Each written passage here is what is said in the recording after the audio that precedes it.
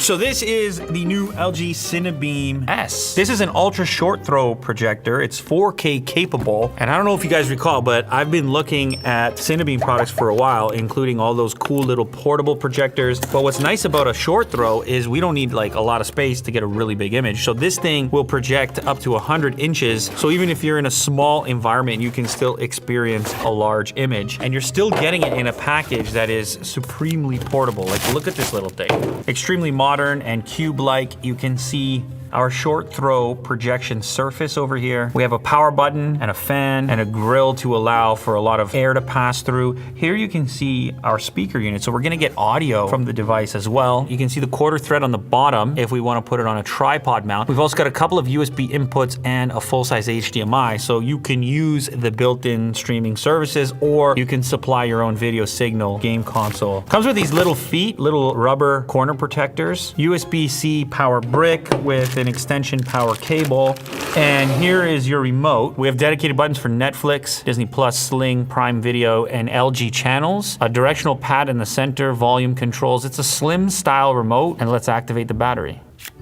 Okay, so we have the Cinebeam S set up now, and we have this beautiful white wall, which is kind of like an ideal scenario for it. Because it's so portable, I don't think many people are gonna use it projecting onto a projection screen. Obviously, you could do that if you wanted to, but I think this is more of a kind of thing that you can move around the house, take to different environments, have a party. And because of that, they put features in here in order to adjust to whatever the color of the surfaces that it happens to be projecting on, which is pretty cool. You can set it up in a couple different ways. You can put it close to the wall, in which case the image itself is obviously going to appear to be a little bit sharper and maybe even brighter, but smaller. And then if you move it to where we have it here, this gives you the maximum screen size. So this is about 40 centimeters away from the wall. You can bring it to a minimum of 8 centimeters. We could essentially do either on this particular piece of furniture. I could slide this over here, slide it back, and have essentially 2 different TV sizes just based on distance from the wall. I think we should bring the lights down, see what it looks like in sort of an optimal situation, and check out the interface. All right, so now we have our lighting down to around 10% here. I guess this would be like a dimly lit room. You've got all the apps you'd expect to find: Netflix, Prime Video, Disney Plus, YouTube. It looks like they're installed by default, but if I click on the app button here, Apple TV, UFC is there. Whatever it is that's supported in LG's interface is gonna be here on this projector, and if you own LG TVs, then the Cinebeam will be easy to operate. If you select the settings button on the remote, it'll have kind of a panel that slides out from the left-hand side, and this is like a quick access menu. Cinema, sports, there's even a game optimizer in order to reduce input lag, and then we have wall color adjustment, which will compensate for the wall color, which I think is kind of a cool option to have. Especially with these portable ones, you end up projecting them on walls that are not optimal. They show a wide variety of like vibrant walls. And I'm with you, I was like, oh, okay, it'll just be able to deal with gray. But gray or anything without tons of color pigment isn't really changing the color very much. The vibrance, sure. The contrast, for sure. But like when you get into these reds and blues, and so yes, it has built-in speakers that you can use, but you can also send the audio out to another device, including other Bluetooth devices, so you can be completely portable, but still have bigger sound if you choose to.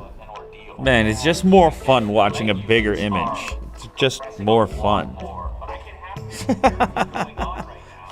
What a shot. Just leg. Big space, shoe, and leg.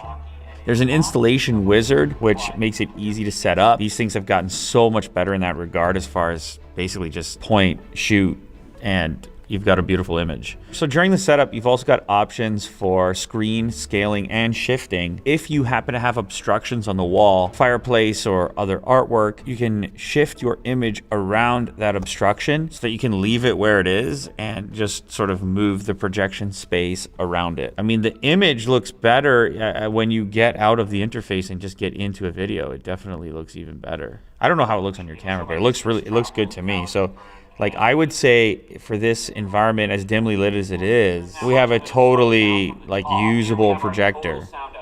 I will say the sound sounds small relative to the display size, but it's good that they gave you something. The other option there, like I said, is a Bluetooth speaker you carry with you. Now you have an entire cinema experience with the Cinebeam and some sound to go with it. But it's a lot better to put a speaker in there for obvious reasons. Sometimes you just need sound in a pinch. It's built in instead of having nothing at all and constantly needing to bring some sound solution. I like the fact that at least they've put something in there.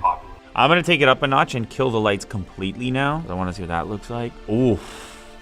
I mean, that's a whole different level. If you have darkness, if you're watching this at night, that punch is crazy. That is a lot of punch. Now we are ultra optimal. We're in a dark room. We're projecting onto a white surface. We've got the projector in the optimal spot, about 40 centimeters away from the walls. This is your prime performance experience here, and it does look good.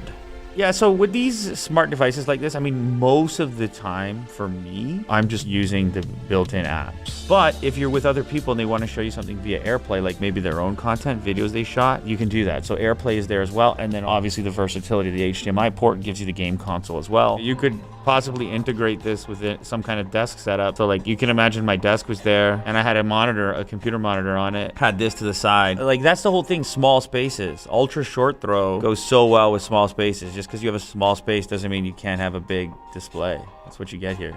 Boot up the PlayStation now and then, oh, it sees the input. And you know what I want to do? On this input, I want to, oh, it knew right away. Sick. Got my little game interface. FPS, RPG, RTS. Low latency is on. Sweet. Damn, dude. The color and the whatnot. Look how small the projector is, Mo. Come on, dude.